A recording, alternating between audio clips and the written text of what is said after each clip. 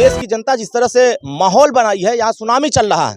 इस सुनामी में विपक्ष कहीं टिक नहीं रहा है, तो अभी से रोना धोना शुरू कर दिया। युवाओं को रोजगार के लेकर के क्या कहना? अरविंद राजभर जी अगर सत्ता में सांसद बन जाते हैं, क्या करेंगे युवाओं को? देखिए, जो स्वर्गीय कल्पनाथ राय जी ने घोसी लोकसभा क्षेत्र का जो संकल्प लिया था, जो विकसित घोसी बनाने का जो उनका सोच था, जो विजन था, उस विजन को 15 साल के उनके जाने के बाद जो सांसद हुए, किसी ने जमीन लिखाने का काम किया तो किसी ने अपना स्कूल बनाने का काम किया, लेकिन घोसी लोकसभा क्षेत्र के किसी गाँव में डेवलपमेंट का काम नहीं किया। हमारा संकल्प है कि डबल इंजन की सरकार हर गाँव में, गांव को विकास के नंबर 1 पर खड़ा करना है, गांव में हर युवाओं को रोजगार का अवसर के साथ जोड़ना है, और पूरे उत्तर प्रदेश में योगी आदित्यनाथ जी की सरकार की जो भी योजनाएं होगी हर गांव तक पहुंचाने का हम लोगों का ये एजेंडा रहे। मुझे ऐसा भरोसा है कि जो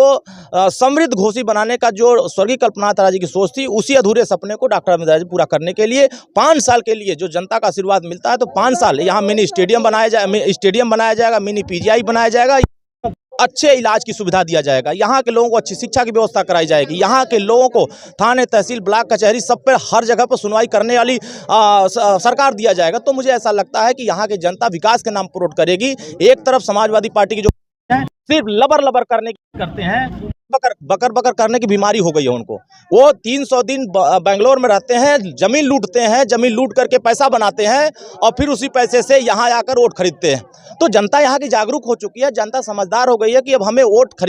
खरीदने वाले को वोट नहीं देना है, जो हमारे वोट को विकास के रास्ते ले जाता है उसी को वोट देना है। तो देश की सरकार, प्रदेश की सरकार विकास की बात कर रही है, वोट लूटने की बात कर रहे हैं। तो मुझे लगता है कि वो हार के डर से